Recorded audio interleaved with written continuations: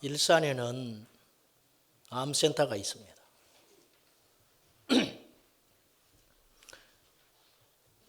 되도록이면 안 가야지요. 어쩔 수 없이 갈 때가 있어요. 신방하라고 하고 그럴 때가 있는데 갈 때마다 암 냄새가 납니다. 무슨 암이 냄새가 나는가? 그곳에 있는 분들은 다 하루 종일 암만 생각해요. 원튼 원치 않든. 그곳에 드나드는 분들은 다 암과 관련이 있는 사람들이에요. 본인이 암이 걸렸든지 암 환자의 가족이든지 물품을 팔러 가든지 배달을 하러 가든지 전부 암과 관계된 사람들이 왔다 갔다 하는 곳이 암센터예요. 잘은 모르지만 그 건물 구조도 암 환자의 특성화되어 있을 거예요. 식당의 식단도 암 환자를 생각하면서 식당 짤 거예요. 그 연구동도 있을 것이고 그 의사분들이 모여서 회의도 하고 연구도 하겠지만은 오직 먹든지 마시든지 무엇을 하든지 뭔만 생각하는 거예요? 암만 생각하는 사람들. 암만. 그게 암센터예요. 여러분, 암센터에서 감기 고칠 수 있어요. 그런데 암 환자를 고치기 위해서 감기를 고치는 것이지 감기가 목적되면 안 돼요. 암센터에서 관절염 고치면 안 돼요. 심하게 표현하면 그건 죄 짓는 거예요. 왜? 그 인력과 그 시간에 다른 암 환자를 살려야 할 시간을 뺐기 때문에 그건 죄 짓는 거예요. 다른 사람을 죽일 수 있어요.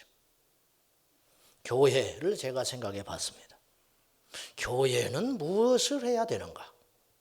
우리는 왜 모였는가? 저는 강단에서 무엇을 외쳐야 할까? 교회가 존재하고 교회가 생각하고 교회가 회의를 하고 교회가 뭔 수리를 하고 교회가 뭘 외쳐야 한다면 뭘 말해야 될까? 교회는 오직 하나, 구원. 영혼을 구원하는 것. 회개와 전국 복음과 지옥과 십자가와 예수 그리스도. 바울같이 어마어마하게 많은 학식을 갖고 율법에 충실했고 세상에 남부러울 만한 모든 것을 가졌던 사도 바울은 고백합니다. 나는 예수 그리스도와 그의 죽으신 십자가 외에는 알지 않기로 작정하였다. 모른다는 게 아니고 알 수 있지만 전할 수 있지만 더 배울 수 있지만 안 한다. 왜? 이거 전하기도 나는 다 못한다. 그 말이거든요. 교회를 다니는 소위 교인, 설교를 하는 소위 목회자, 설교자. 저와 여러분이 한순간도 놓치지 말아야 할 것은 바로 영혼의 구원이요 천국과 지옥에 대한 복음입니다.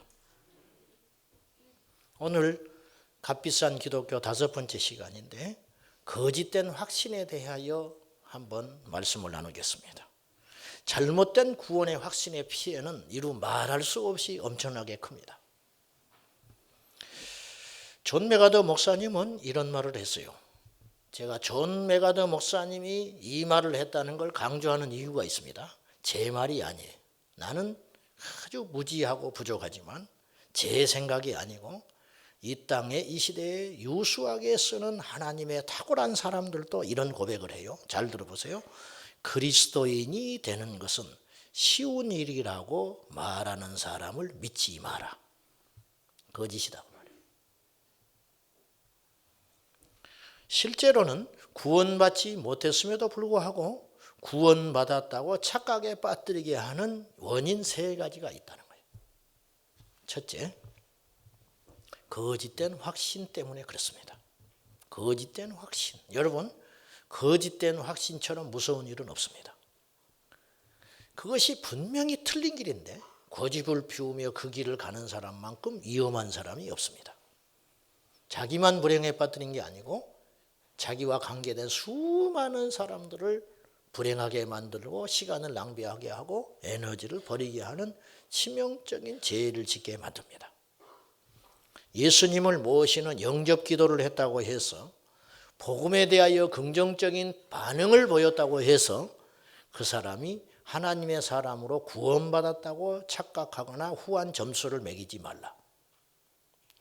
제가 99년에 목사 안수를 받았습니다. 근데 제가 목사 안수를 한 달 정도 앞두고 제가 하나님께 기도하면서 이런 고민이 생겼어요. 내가 과연 목사가 될 자격이 있는가? 저만 그런 고민을 하는 게 아니고 막상 목사가 되기 위해서 달려왔지만 정작 목사가 된다고 하니 두려운 생각도 들고 부끄러운 생각도 들고 이로 복잡 미묘한 생각이 제 안에 일어나기 시작했어요.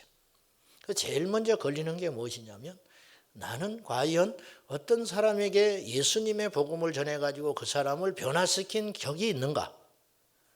설교는 많이 했고 교회 일은 많이 했지만은 실질적으로 어떤 불신자를 붙들어 놓고 복음을 전해보고 그를 회심시킨 기억이 별로 없었어요. 그래서 제가 몹시 하나님 앞에 부끄럽고 죄송하고 초라해졌어요. 그래서 이제 보통 목사 안수를 받기 전에 일주일 정도 휴가를 교회에서 줍니다. 이제 기도원에 가서 기도하고 오라고. 저는 부탁을 해서 기도원을 가지 않고 전도 폭발 훈련을 받으러 갔습니다.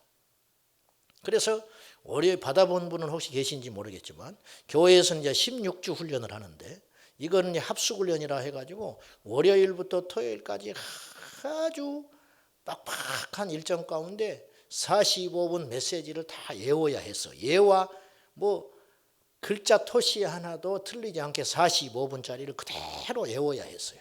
공부를 하면서 외우고 성경 구절을 외우고 아주 혹독한 시간이었어요. 그리고 이제 수요일쯤 되니까 실습을 보내더라고요. 실제로 가서 해보라는 거예요. 그러니까 잠실에 있는 석천호수에 갔어요. 석천호수에 가가지고 이렇게 벤치에 앉아있는 사람들에게 질문을 던지는 거예요. 당신은 오늘이라도 이 세상을 떠나신다면 천국을 갈 수 있겠습니까? 이 질문하는 것이 전도폭발의 물음표거든요. 이거 잘못하면 딱이 맞아요. 너 오늘 죽는다면 어떻게 될래? 이 말이거든요. 그러니까 그 질문을 던지기까지 사전에 작업이 있죠. 근데 이렇게 접근을 하면 도망을 가고 미친 사람 취급하고 혹은 멀쩡한 놈이 참 너도 한심하다. 그런 눈초리를 가지고 거의 가버리더라고요. 그런데 어떤 중년 신사 한 분이 계셨는데 하나님께서 그분을 만나게 해주신 것 같아요. 그분이요. 세상에 남부를 것이 없는 나중에 들어보니까 그런 모든 걸 가진 분인데 벤치에 잠깐 쉬는 시간에 나와서 앉아 있었는데 이분이 저하고 이야기를 하게 됐는데 45분을 눈동자도 흐트러지지 않고 제가 전하는 복음 메시지를 들었어요. 그리고 마지막 클라이막스에 예수님을 영접하는 기도가 있어요. 그 기도를 울면서 했어요. 그 사람이 지나가는 복잡한 곳에서. 제가 그때 전율을 느꼈습니다. 와, 이런 일이 일어날 수 있구나. 그리고 같이 울었어요. 그리고 그 사람의 신상을 받아가지고 연락처와 이름을 따서 가까운 교회에 이제 인도해 주는 거예요. 그러면 이제 교회에서 연락을 해서 믿게 하는 그런 이제 작업이에요. 이런 일을 했고 교회에 와서도 16주 동안 성도들을 훈련시켜가지고 같이 나가서 2명씩 짝을 지어서 전도하는 일을 하기도 했습니다. 그래서 실제로 영접을 하기도 하고 그러기도 했어요. 그런데 어느 날 제 마음에 회의가 일어나기 시작했어요. 이것이 단가하는 것이에요. 과연 이것이 예수 믿음에 단가하는 거예요. 이것이. 이번 다음 주에 또 그 사례들을 좀 이야기를 해보겠습니다만은 아무튼 제가 그런 과정이 없었다면 섣불리 말하는 것이 만용일 수 있지만 제가 그런 경험을 가진 자로서 감히 말하건대 예수님을 모시는 영접 기도를 했다고 해서 그 사람이 구원받아 거듭난 크리스찬이라고 단정 지을 수 없다. 그것이 어떤 큰 계기가 될 수는 있어요. 그것이 시작일 수도 있습니다. 실제로 그것 때문에 이분이 참된 크리스찬이 될 수도 있습니다. 그러나 그것이 전부라고 말할 수는 없다는 것이에요. 이것이 바로 거짓된 확신을 조장하는 것일 수 있다는 거예요.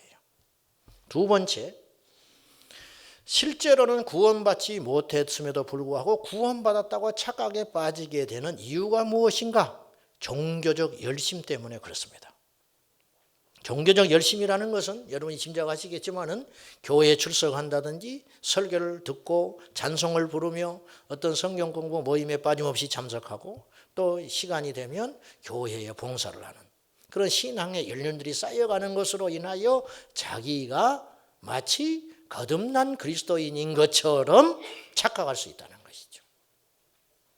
그러나 실상 교회에는 이런 종교적 행위를 하지만 알곡이 되지 못한 가라지 신앙인들이 의외로 있다는 것입니다. 반대로 여유와 상황이 되지 못하여 그러한 봉사는 하지 못할지언정 삶 속에서 하나님의 말씀을 치열하게 지켜내고 살아가기 위해서 몸부림치는 거듭난 크리스찬도 있겠죠.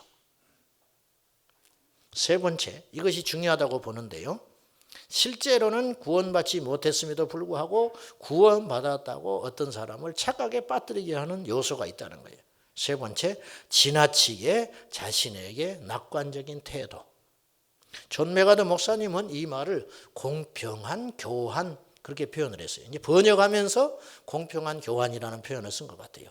근데 아무리 읽어봐도 제가 그 무슨 말을 하는지 이해는 되겠는데 공평한 교환이라는 말 자체를 제가 이해하기가 쉽지 않았어요. 그래서 제가 알기 쉽게 바꿔본 겁니다. 지나치게 자신에게 낙관적인 태도, 즉 이런 뜻이에요. 잘못된 구원의 착각에 빠진 사람들은 하나님과의 관계에서 자신에게 무언가 잘못된 점을 발견할 때, 여러분 우리는 온전하지 않습니다. 예수님을 믿고 거듭났다고 하지만 거듭난 것과 상관없이 우리는 온전하지는 못해요. 끊임없이 우리는 죄성이 있어요. 우리 안에 불완전함이 있잖아요. 목사가 됐다고 해서 제가 100점짜리 인생은 못 됩니다. 오늘 또 치열하게 싸워가고 있는 중에 불과합니다. 여러분 스스로 의롭다고 해서 스스로 의로움을 얻어서 구원 얻을 수 있는 사람이 전 인류 중에 단 한 명이라도 있었다면 예수님은 이 땅에 오셔서는 안 됩니다. 왜냐? 스스로 의로워져서 구원받을 수 있는 길이 있기 때문에 예수님이 오셔서는 안 되는 거예요. 그런데 자, 여러 가지 신학적으로 영적으로 해석할 수 있지만 예수님께서 왜 십자가에 와서 죽으셨는가? 이렇게 표현할 수 있어요. 그 길 외에는 방법이 없었어요. 그 길만이 우리가 사는 유일한 길이었어요. 겟세마네 동산에서 예수님께서 최후의 기도를 하실 때 아버지 이 잔을 마시지 않고는 지나갈 수 없을까요? 근데 주님께서 거기에 답을 주시지 않았어요. 없다는 겁니다. 네가 죽는 길 외에는 전 인류를 향한 단 한 명도 구원의 길이 없다. 그래서 예수께서 죽으신 겁니다. 그분이 죽으셨기 때문에 우리가 삽니다. 아니, 그분이 죽으실 수밖에 없는 것이에요. 우리의 죄는 그렇게 큰 것입니다. 문제는 여기에 또다시 하나의 함정이 있는데 나는 불완전하다. 나는 온전하지 못하다. 그런 죄의 고백들과 그런 씨름들을 해가지만 이것이 누적되는 것이 반복되면서 어떤 함정에 빠질 수 있냐면 죄를 짓는 것에 대한 자기 정당화를 할 수 있다는 거예요. 이것이 자기 합리화입니다. 이것이 위험합니다. 하나님과의 관계 속에서 자신에게 무언가 잘못된 점을 발견할 때마다 그 문제를 정직하게 대면하고 자신을 살피는 대신에 자신의 삶 속에서 무언가 옳은 것을 찾아내서 우리 하나님과 거래하려고 하는 행위를 한다는 거예요. 이것이 공평한 교환이라는. 예를 들면 하나님께서 우리에게 명령하신 것이 10가지인데 내가 5가지는 저리했고 했지만 아직 5가지는 못하고 있는 것이 있다 이거예요. 그럼 못하고 있는 이것들이 내게 걸려들 때 내게 찔림이 되고 내게 아픔이 되고 내게 도전이 될 때 우리는 어떤 생각을 하게 되냐면 이 5가지는 비록 아직 못하고 있지만 이미 이루어진 이 5가지 때문에 하나님께서 나를 불쌍히 여겨주시고 구원해 주신 거 아닌가. 이러한 오류를 범할 수 있다는 것이에요. 마치 이렇게 예를 들을 수 있습니다. 자기 객관화에 실패한 크리스찬들은 이런 실수를 할 수 있어요. 여러분도 다이어트에 관심이 많으시죠? 여기 보니까 해야 할 분들이 꽤 계신 것 같은데 우리나라는 다이어트에 미친 나라죠. 안 해도 될 사람이 계속 하고 있으니까 여기 엄청난 소비들을 하고 있는데 근데 다이어트를 막 열심히 했어요. 근데 기분에는 한 5kg 빠진 것 같아. 먹을 것도 참고 커피도 절 먹고 야채 먹고 운동도 나름대로 하고 한 5kg 막 홀쭉이 빠진 것 같아. 저울을 딱 댔더니 500g 빠진 거예요. 500g. 그러면 어떤 생각을 하냐면 저울 탓을 하는 거라. 저울이 잘못됐단 말이지. 저울이. 그것이 자기 합리화예요. 유치한 이야기 같지만 아니 정직히 대면해야 돼요. 나는 5kg가 빠졌다고 느꼈고 그런 가벼움이 있었지만 실제로는 500g 빠졌다고 정직하게 대면하고 이제부터 더 치열하게 운동을 해가는 것이 회개다 그 말이에요. 근데 대부분의 크리스찬들은 빠진 500g에 안주하는 경우들이 있다는 거예요. 저나 여러분이나 그런 부분이 있어요. 분명히 있습니다. 그래서 말씀을 들어도 심각하게 생각하지 않습니다. 오늘 저는 이 본문의 말씀을 피해 가려고 했어요. 왜냐 이 말씀을 제가 귀에 닳도록 여러분에게 했으니까. 좀 더 나도 사람인지라 좀 더 세련된 본문을 가지고 여러분에게 좀 더 설득력 있게 신선한 구절을 가지고 여러분을 만나고 싶었어요. 그러나 성경을 아무리 뒤져보아도 거짓된 확신에 대한 주제로 이 본문의 말씀만큼 적합한 말씀은 찾아볼 수가 없는 거예요. 나더러 주여 주여 하는 자, 거짓된 확신에 속고 있는 사람들, 그들에 대한 경고를 주님이 하고 있다는 걸 보셔야 됩니다. 여러분 우리가 이 말씀을요 21절부터 23절까지 읽고 통곡해야 해요. 사실은 이 말씀을 성경 읽을 때부터 통곡했어야 하는 거예요. 내 이야기구나.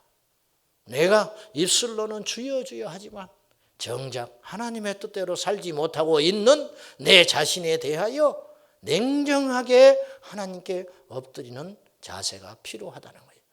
그 사람이 구원의 길이 열린다는 것이에요. 근데 거짓된 확신에 속고 있는 거예요. 자기 합리화. 그래서 그는 자신의 비신앙적인 요소들을 발견할 때마다 내가 과연 참된 신자라면 이렇게 할까?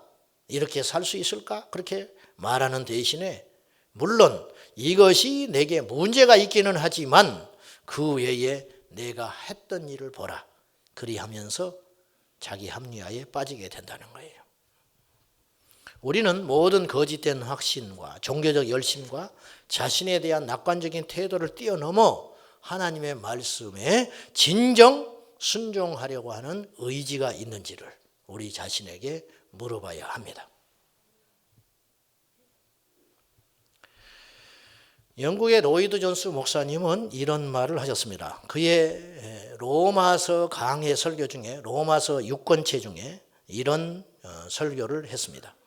저는 자신의 영혼의 구원에 대하여 걱정하고 있다고 말하는 모든 사람에게 항상 이렇게 이야기해 줍니다.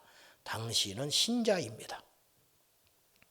만일 당신이 신자가 아니라면 구원에 대하여 걱정하지 않을 것이기 때문입니다. 거짓 선지자들은 절대로 걱정하지 않습니다. 그리고 사람들을 걱정시키는 설교도 하지 않습니다. 그들은 이렇게 말합니다. 주님이요, 주님이요, 우리가 이것을 행하고 저것을 행하지 않았습니까? 그들은 교회 안에서 매우 활동적이고 바쁜 사람일 수도 있습니다.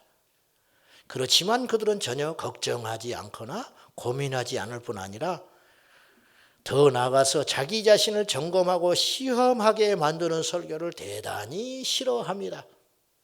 이것이 바로 거듭나지 못한 자의 특징이라는 거예요. 거듭난 사람은 내가 진정 하나님 앞에 구원받은 자인가에 대하여 심각하게 고민하고 산다는 거예요.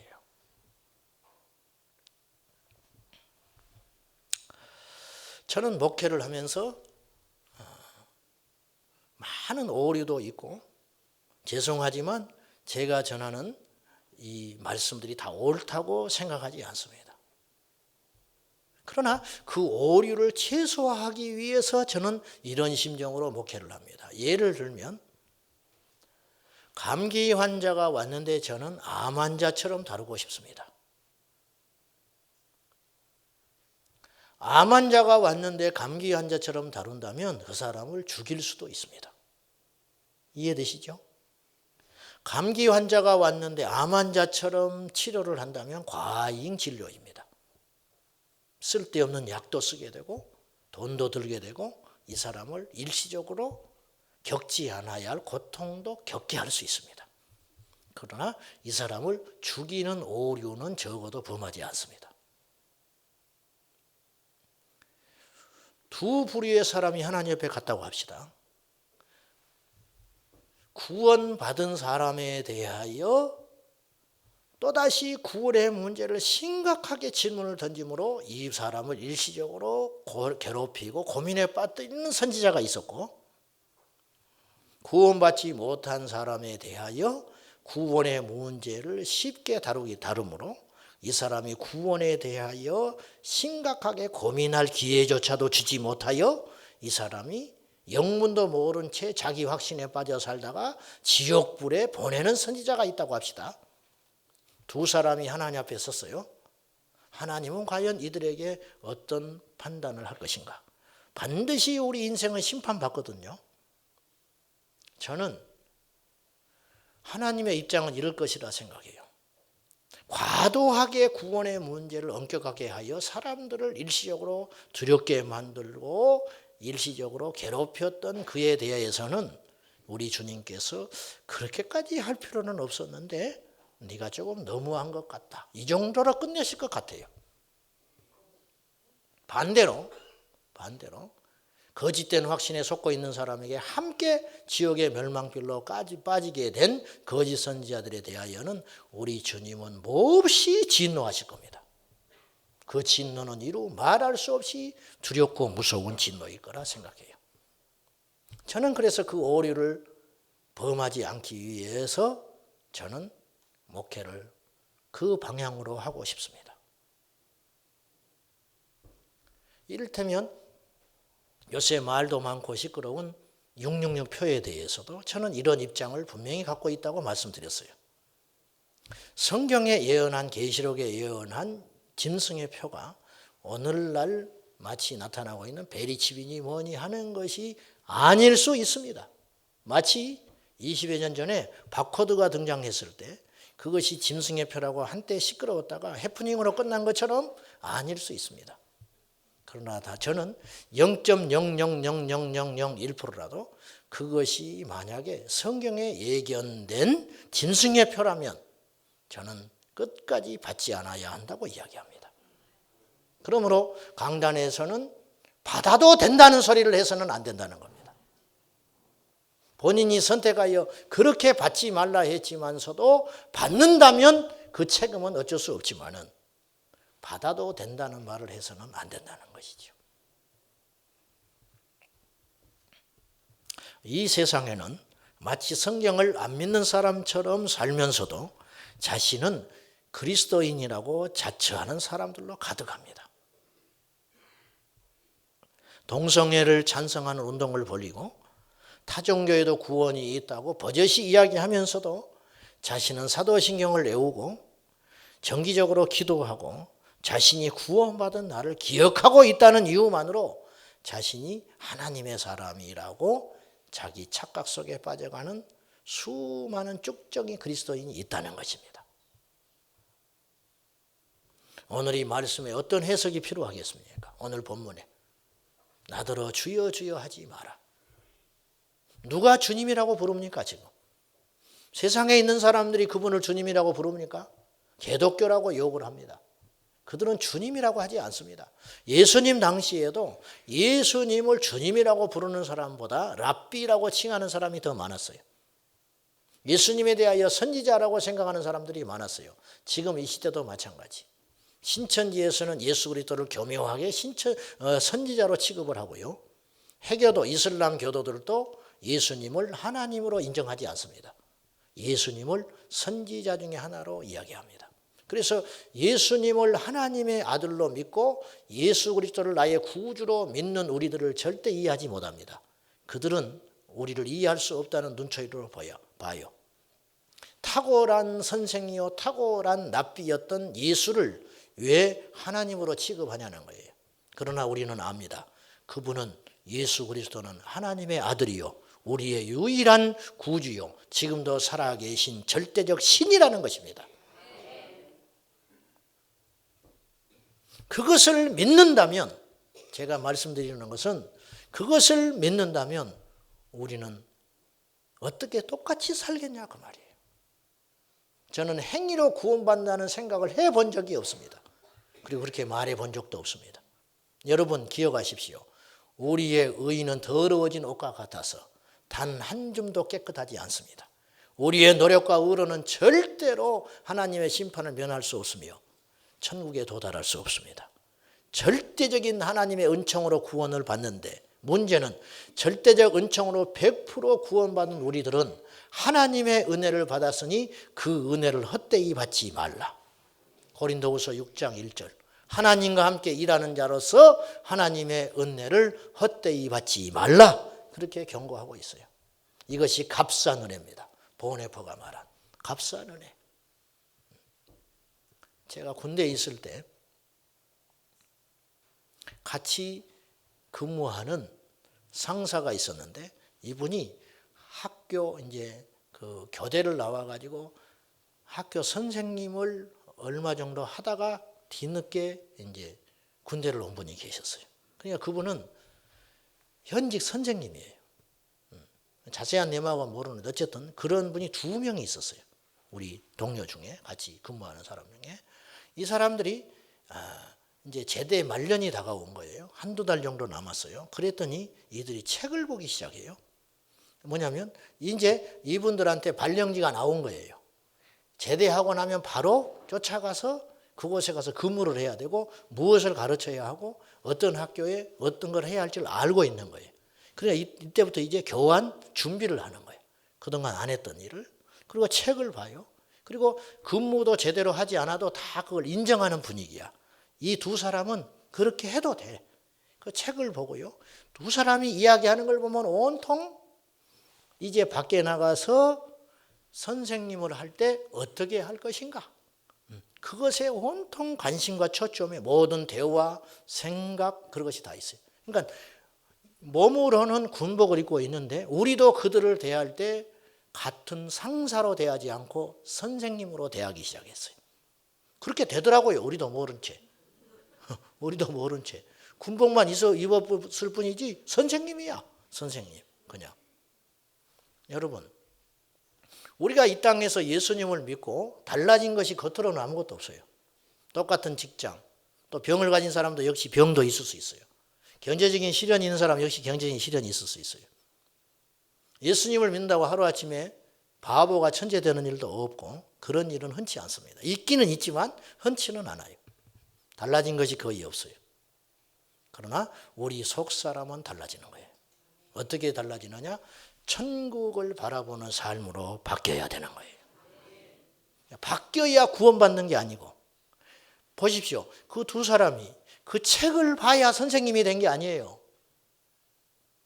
가고 싶다고 해서 그 학교에 가서 근무하는 게 아니에요. 이들은 100% 확신해요. 암흑의 날 끝나면 나는 그 학교에 가서 100% 근무한다. 그럼 근무하는 걸로 끝나지 않아요. 나는 근무하는 거야. 나는 근무하는 거야. 그곳에 가서 선생님 할 거야. 그렇게 끝나지 않아요. 그런 일을 해야 하기 때문에 군복을 입고 있지만 선생님처럼 행세하더라고 말이에요. 마찬가지라는 거예요. 예수님을 믿고 거듭난 자는 절대로 이 땅의 사고방식으로 살 수 없다. 가장 결정적일 때는 그 냄새가 나는 거예요. 그러니까 평소에 운동도 해요. 같이 총도 메고 근무도 해요. 그러나 모든 초점과 관심은 2달 뒤에 제대하고 갈 그곳에 있는 거라. 우리가 하나님의 자녀지만 여전히 넘어지고 범죄하고 실수할 수 있습니다. 이걸 정당화하라는 뜻이 아니에요. 우리가 유약한 인간이기 때문에 그럴 수 있다는 거예요. 문제는 그런 넘어짐과 실패와 좌절 속에서도 결국 우리가 붙잡고 일어서고 선택을 할 때에는 결국 하나님 나라의 기준으로 선택해야 된다는 거예요.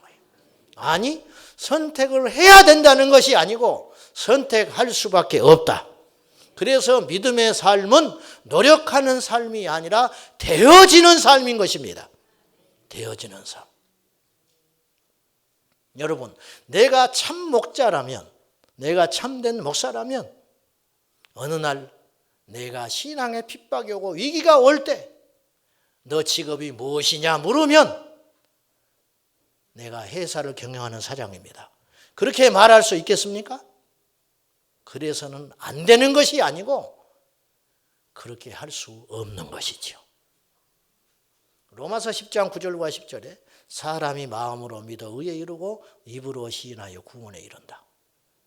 이 말씀을 저는 오해를 했어요. 오래 수년 동안 오해했어요. 가르쳐주는 사람이 없어서. 너무 쉬운 거예요. 구원받는 게 이렇게 쉬운가? 마음 한편에 이건 아닌 것 같은데 답을 못 찾겠는 거예요. 마음으로 믿어 의에 이르고, 이 말 자체도 어렵고 마음으로 믿는지 안 믿는지 어떻게 알아? 마음이 보이지 않는데. 입으로 시인하여 구원에 도달한다. 나 입으로 시인했는데 예수님 나 믿는다고? 그럼 내가 구원 받을 걸까? 근데도 아닌 거예요. 내가 나를 봐도 나는 하나님의 사람이 아닌 거예요. 입으로 주님을 말한다고 해도. 오랜 시간이 흐른 다음에 알았어요. 로마 당시에 쓰여진 이 말씀은, 사도 바울이 로마에 있는 기독교인들에게 보낸 이 편지는 그 당시 로마에 있는 소수의 크리스찬들은 마음으로 믿어 의에 이르고 입으로 예수 그리스도를 나의 구주로 고백한다고 하는 것은 곧 목숨을 걸 만큼 위험하다는 걸 알게 된 거예요. 우리와 그때는 다르다는 거예요. 우리에게도 그런 날이 올 수 있다는 거예요. 그것이 믿음의 검증이라는 것이죠. 다시 누차 이야기하지만 그렇기 때문에 구원받는 게 아니고 구원받은 자는 그렇게 된다는 거예요. 그러므로 행위와 믿음의 관계는 서로 대립하거나 어떤 것이 옳다고 하는 것이 아니고 행위와 믿음의 사실은 관계는 불가분의 관계라는 거예요. 그래서 야고보 사도는 행함이 없는 믿음은 죽은 믿음이라 그랬어요. 너는 믿음이 있고 나는 행함이 있다. 이런 건 말이 안 된다는 거예요. 믿음과 행함은 같이 항상 갈 수밖에 없는 문제라는 것이죠. 교회 안에는 피상적인 믿음으로 살아가는 사람들이 의외로 너무 많습니다. 피상적 믿음. 즉 진리와 신앙에 대하여 어정쩡한 태도를 보이고 있는 사람들이 너무 많습니다. 교회 안에 와서는 교인이지만 밖에 나가서는 철저히 교인인지 아닌 자처럼 살아가는 사람들.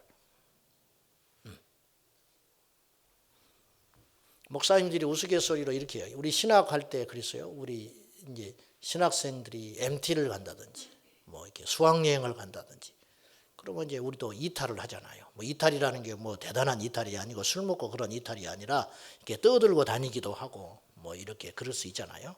뭐 그래도 안 되지만은 뭐 새치기를 할 수도 있고 뭐 그런 거 뭐 다 그렇지 뭐 그런 것이 이제 밥 먹을 때 그러면 이제 우리가 우스갯소리로 어이 동국대학교 이렇게 해요. 어이 불교학과 그렇게 해요. 신학과라는 말을 하는 순간 하나님이 욕을 먹는다 이거예요. 무슨 말인지 못 알아듣는 분들이 계신 것 같아요. 제가 그렇게 철저히 살았다고 말이에요. 우리끼리 이제 그렇게 산 거예요. 농담 삼아. 전도사라고 하지 마 이제부터. 수학여행 가는 순간부터 전도사가 아니다. 우리는 교회에서도 구역장들 뭐 이렇게 수련회 간다. 관광차를 탁 타고 가면서 앞에 사회를 보면 이렇게 이야기해요. 이제부터 찬송가를 부르면 벌금. 그 뭘 불러라고? 노래 잘 합시다. 옛날 노래. 그것이 우리의 모습이라.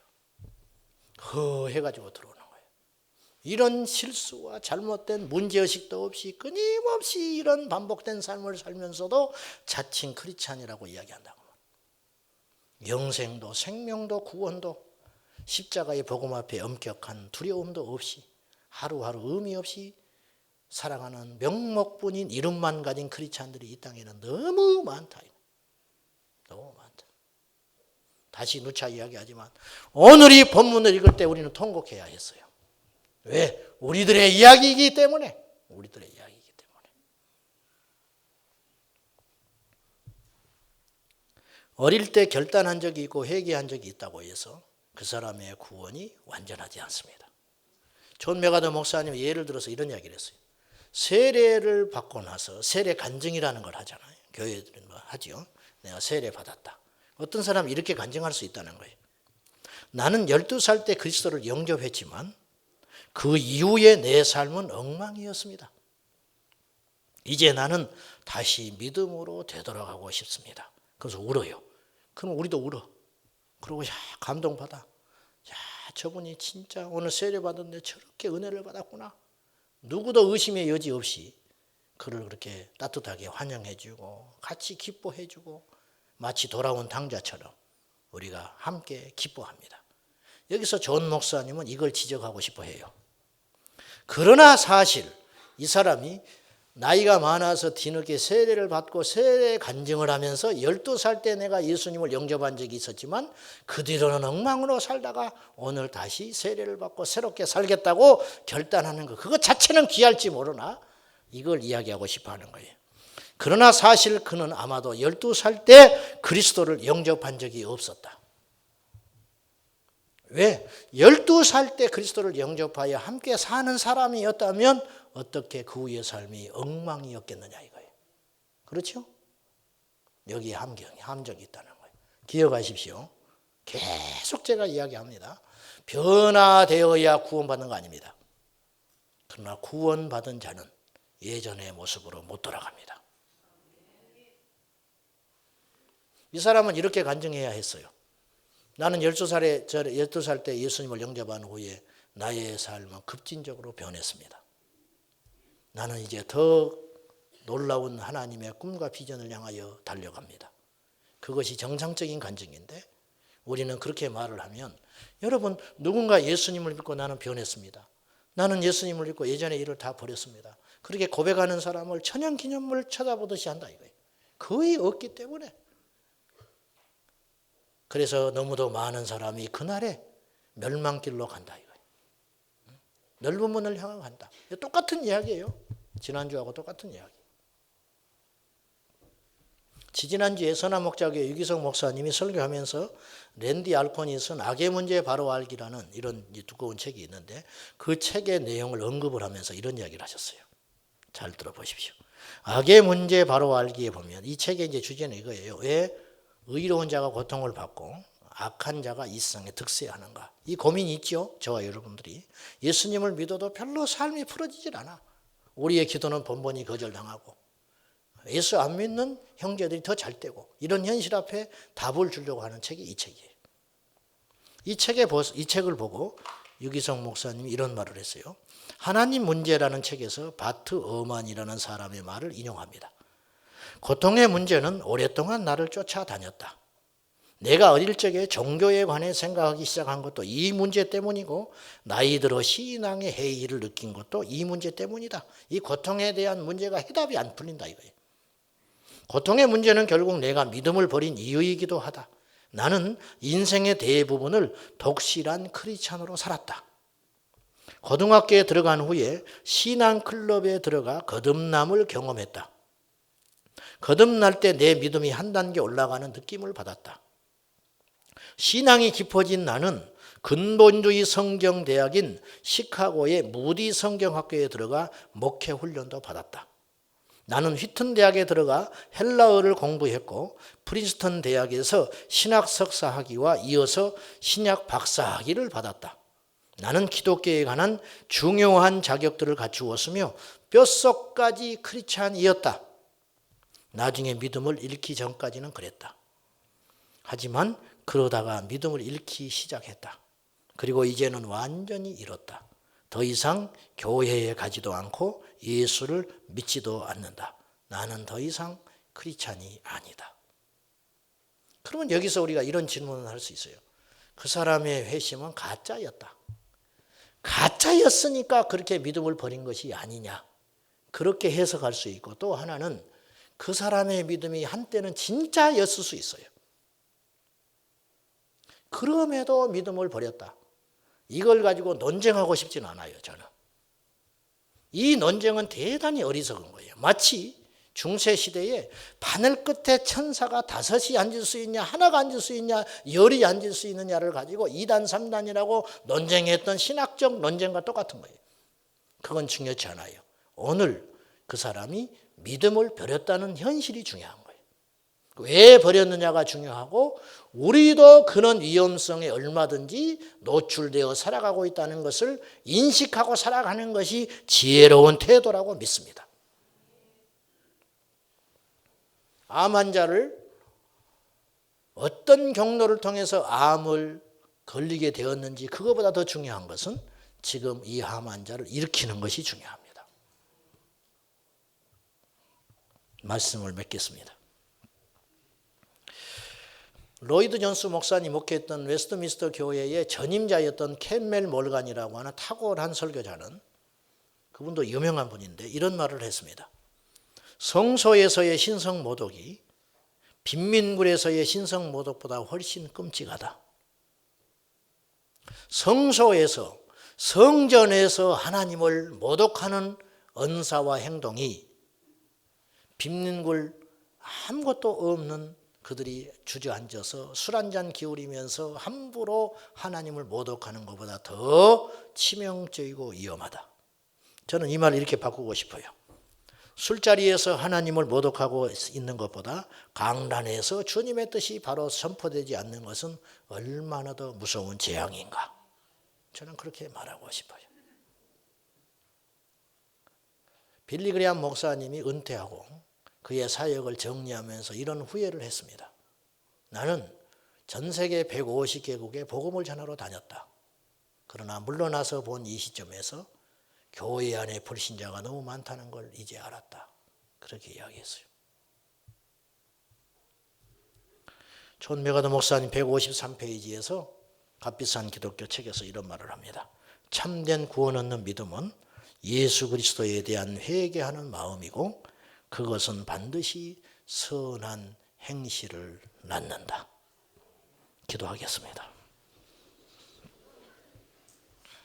하나님, 거짓된 확신에 속아 영적으로 헛된 수고와 헛된 소망과 헛된 기쁨을 갖다가 마지막 날에 주여 주여 외치다가 주님의 면전에서 쫓겨나는 불행한 일이 생기지 아니하도록 아버지의 뜻을 알고 아버지의 뜻대로 믿음으로 살아가는 저희가 되게 하여 주옵소서.